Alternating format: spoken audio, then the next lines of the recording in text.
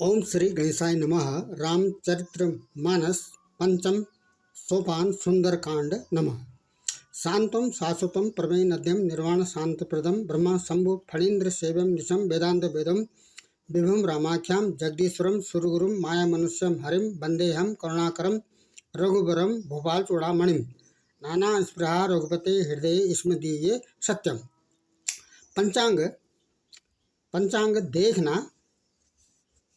एक पक्ष है और पंचांग में अंकित उद्धृत विवरण को समझना दूसरा पक्ष है। इस समय जैसा कि ये पंचांग स्थान स्थान पर पंचांग उपलब्ध हैं, जैसे दिवाकर पंचांग, वाणी भूषण या ऋषिकेश, और दूसरा डिजिटली, कुछ हम डिजिटली भी प्राप्त करते हैं, देखते हैं।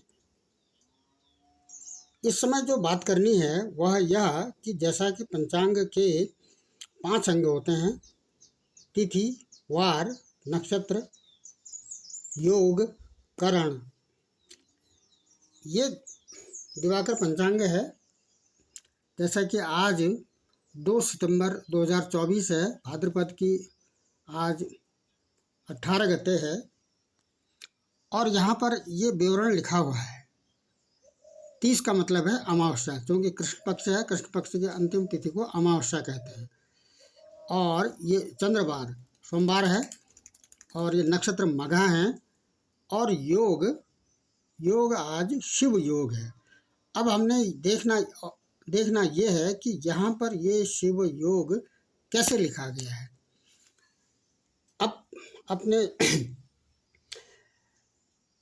योग के संबंध में मुख्य रूप से, जैसा कि नक्षत्र भी 27 हैं, अश्विनी, भरणी, कृतिका, रोहिणी, मृगशिरा, आर्द्रा, पुनर्वसु, पुष्य, आश्लेषा, मघा, पूर्वा फाल्गुनी, उत्तरा फाल्गुनी, हस्त, चित्रा, स्वाति, विशाखा, अनुराधा, ज्येष्ठा, मूल, पूर्वाषाढ़ा, उत्तराषाढ़ा, श्रावण, घनिष्ठा, सद्विषा, पूर्वा भाद्रपद, उत्तरा भाद्रपद तथा रेवती।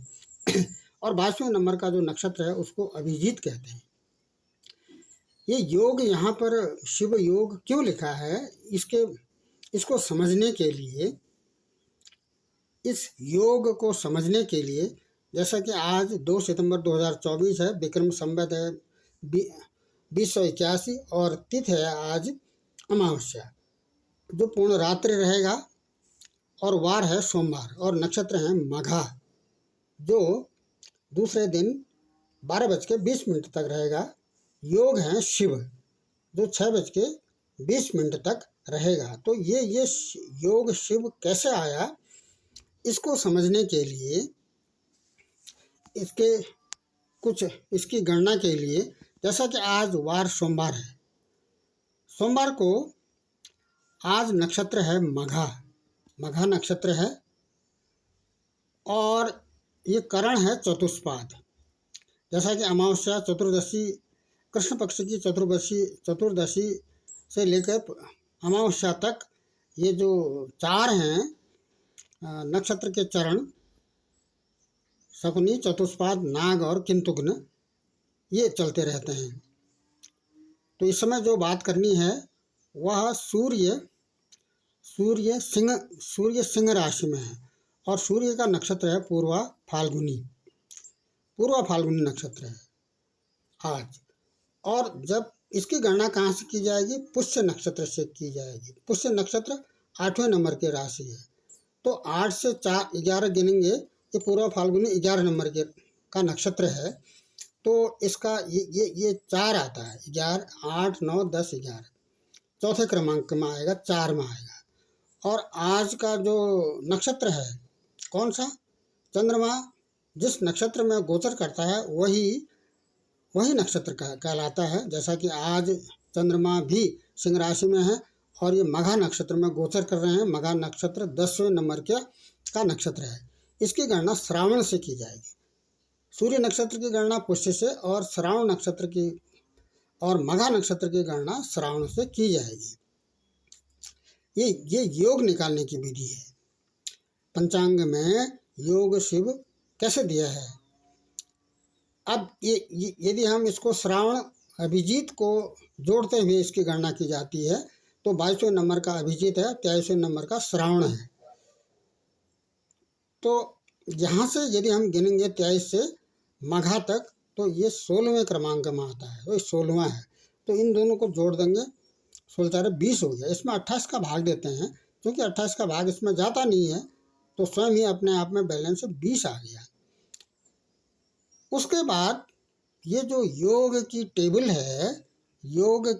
है, जैसा कि 1 नंबर में विस्कंभ होता है और 20वें नंबर का शिव होता है, 6 नंबर का अधिगंड योग है और 21वें नंबर का सिद्ध योग है, 27वें नंबर का वैधृत योग है।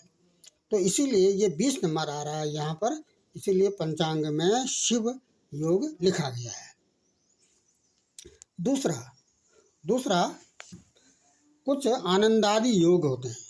जैसे आज पंचांग में आनंदादि योग में ध्वांस लिखा है, आनंदादि योग में ध्वांस लिखा है। ये अब ये कैसे आया, इसको निकालने के लिए, आनंदादि योग निकालने के लिए, ये योग भी 28 हैं। रविवार हो तो अश्विनी और सोमवार हो तो मृगशिरा, मंगल हो तो आश्लेषा और बुधवार हो तो हस्त से गिनना प्रारंभ करते हैं, और गुरुवार हो तो अनुराधा नक्षत्र से गिनना प्रारंभ करते हैं, शुक्रवार हो तो उत्तराषाढ़ा से, शनिवार हो तो सद्विषा से इसको गिनना प्रारंभ करते हैं। क्रम से अभिजीत को सम्मिलित करते हुए जो भी क्रम आता है वही आनंदादि योग और उस आनंदादि योग से संबंधित फल देता है।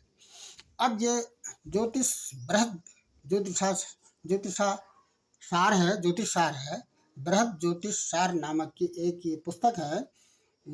इसको आधार मानकर, इसका संदर्भ देते हुए यदि हम ये आनंदादि योग पर चलते हैं, तो जैसा कि आज, अब इसको कैसे निकालेंगे, जैसा कि आज सोमवार है तो सोमवार की गणना किस नक्षत्र से करनी है हमने, मृगशिरा से।